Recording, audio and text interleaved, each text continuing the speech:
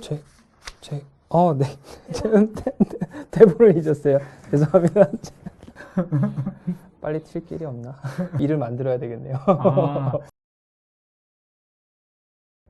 안녕하세요. 오늘부터 여러분들께 새롭게 인사드리는 친절한 울닥터 2대 MC 이면수입니다. 새롭게 친절한 울닥터가 되어서 매우 기분이 좋은데요. 타이틀대로 앞으로 시청자 여러분들에게 병원 정보를 친절하고 유익하게 전달해 드릴 수 있도록 노력하겠습니다. 구독과 좋아요, 알림 설정까지. 오늘은 친절한 울닥터 네 번째 시간입니다. 오늘은 여러분들도 아주 익숙한 분이 게스트로 나오셨는데요. 지난 친절한 울닥터 1대 MC였던 박장호 교수님입니다. 안녕하십니까. 안녕하세요, 선생님. 울산대학교 병원 정신건강의학과 박장호라고 합니다.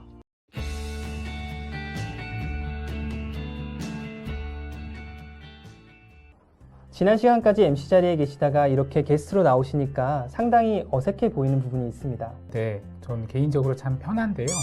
오늘 MC 진행에 따라서 좋은 정보 전달드리고 즐겁게 촬영하고 가도록 하겠습니다. 네, 그러면 오늘은 게스트로서 시청자 여러분들에게 어떠한 정보를 전달해 주실지 한번 설명해 주실 수 있을까요? 오늘은 소진 증후군, 번아웃 증후군에 대해서 말씀드리도록 하겠습니다. 네, 병원에서도 의료진들이 번아웃 됐다라는 표현을 많이 사용합니다. 특히 요즘은 의료진들뿐만 아니라 일상 회사를 다니시는 회사원들도 많이 사용하는 표현이실 텐데요.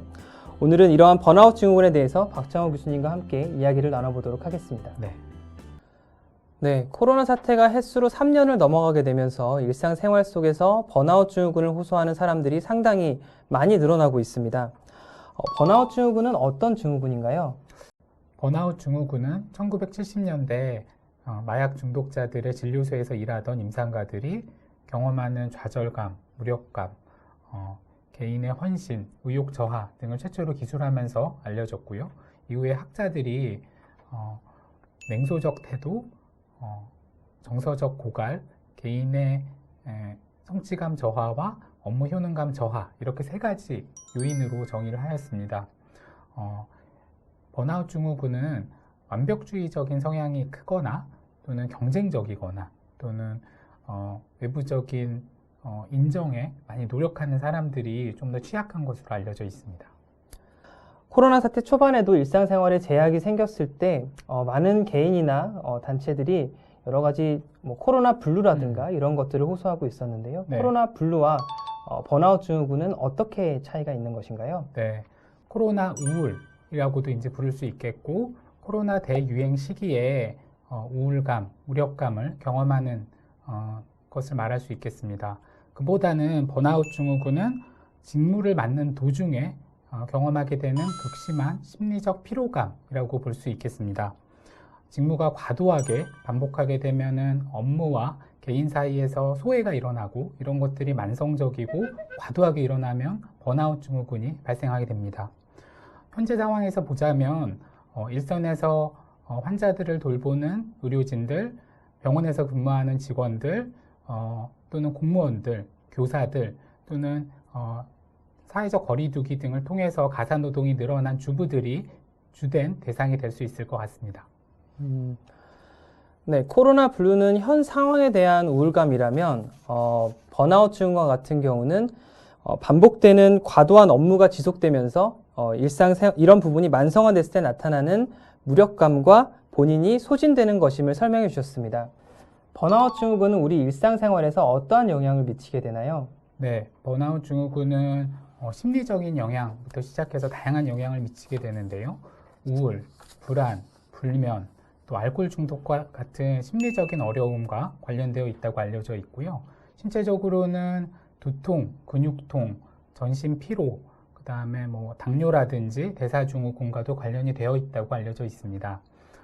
결과적으로는 이러한 것들이 직무에도 영향을 주게 되어서 업무 생산성의 저하라든지 지각, 결근, 이직, 퇴직과 같은 이런 직업상의 큰 변화를 맞이하게 되기도 합니다. 그럼 이러한 번아웃 증후군을 선생님께서도 경험해 보신 적이 있나요? 네, 이것은 마치 전구에 불이 꺼진 것처럼 그런 경험이 되겠는데요. 업무가 부담스럽고 성취감을 느끼기도 힘들고 그럴 때는 소명의식이 사라지고 환자분들을 대할 때도 좀 더 이런 무관심하게 대하게 되는 경우들이 있었던 것 같습니다. 네, 정신과 교수님도 경험이 있으신 것처럼 일상생활에서도 많은 사람들이 번아웃 증후군을 경험하고 있다고 합니다. 그렇다고 한다면 이러한 번아웃 증후군을 극복하기 위해서는 어떻게 해야 할까요? 네, 두 가지 정도 말씀드릴 수 있을 것 같습니다. 첫째는 일과 삶에서 균형을 찾는 것입니다. 우리 삶에서 가족 그리고 일 사이에서 각각 이것이 어느 정도 중요성을 가지고 있는지를 좀 생각해 보고, 가족이 중요하다고 이렇게 말씀하시는 분들 중에서도 주말에 잠시 시간을 내서 자녀와 또는 부인과 같이 시간을 보내는 것을 보면은 자신의 가치관과 실제 현실 사이에서는 큰 불균형이 있다, 이렇게 생각이 됩니다. 근데 이러한 불균형을 맞추기 위해서는 경계를 설정하는 것이 중요하고요. 경계라 하면 자신의 업무를 마치고 난 이후에 업무 이외의 시간에 자기만의 시간을 보낼 수 있어야 할 것 같습니다. 두 번째로는 명상을 하는 것이 도움이 됩니다. 다양한 스마트 헬스 어플리케이션 또는 도구들이 이러한 명상을 도와주는데요. 제가 오늘 소개시켜 드리고 싶은 것은 울산광역시 정신건강복지센터에서 제작한 마음의 달인이라는 어플리케이션입니다. 이것은 다양한 상황에서 적용할 수 있는 명상법들이 나와 있고, 또 수준별, 단계별로 사용할 수 있는 명상들이 무료로 제공이 되고 있어서 한번 사용해 보시기를 추천드립니다. 네, 뭐든 예방이 중요하겠지만 이러한 번아웃 증후군을 이미 겪고 있는 상황이라면 어떻게 극복하는 것이 좋을까요? 네, 이미 겪고 계시다면은 번아웃 증후군을 이겨내기 위해서 한 두 가지 방법을 더 말씀드릴 수 있을 것 같습니다. 그 첫째로는 자기 자신에게 친절하게 공감하는 것을 해보는 것이 좋을 것 같습니다. 공감이라는 표현은 사실 타인과의 관계에서 저희가 쓰는 말인데요. 이것을 자기 자신에게도 적용해 보는 것입니다.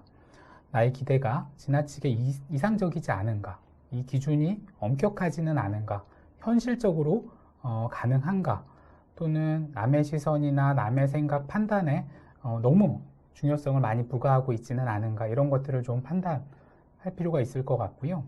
두 번째로는 자기만의 건전한 소확행을 찾는 것이 도움이 되겠습니다. 번아웃 증후군을 경험하시는 많은 분들이 음주나 흡연, 또는 폭식, 스마트폰 사용과 같은 이런 물질이나 행동적 방법들을 이제 사용하시는데요.